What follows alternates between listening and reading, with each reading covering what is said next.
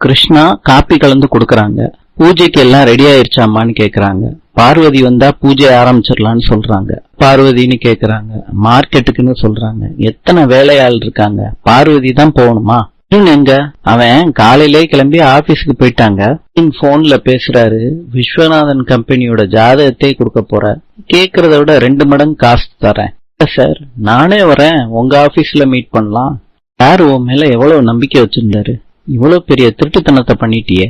Sir என்ன மன்னிச்சிருங்க sir, ப்ரொஃபைல வச்சுக்கிட்டு நீ எந்த ஆபீஸ்லயும் வேலை பார்க்க முடியாது, யூ ஆர் ஃபயர்டு. பார்வதியும் மார்க்கெட்டுக்கு போயிட்டு வீட்டுக்கு வர்றாங்க. பாட்டியோட வீடியோவை பேத்தி நெட்ல அப்லோட் பண்ண போறாங்க.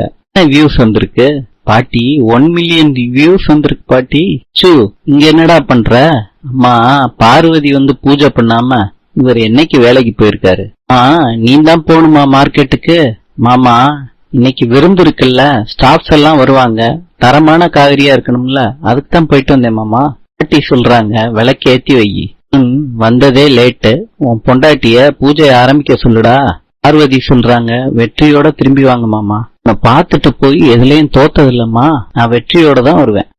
மோட்டர் ரிப்பேர்மா, நீங்க எல்லாம் குளிச்சிட்டீங்கல்ல, நான் பக்காவா ரெடி பண்ணிட்டேன், நான் குளிக்க போறேன்.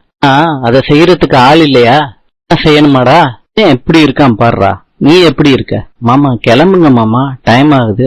நீ அவங்க திட்டினா மாத்திரம் எனக்கு வராத பிசினஸ் வந்துருமா?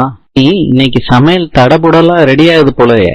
டைம் ஆயிருச்சு, 5 நிமிஷத்துல குளிச்சுட்டு வந்துடுறேன்டா செல்லம். இன்று ஆப்கானிஸ்தானின் தலைநகரம் காபூல். நாளை சந்திக்கலாம்.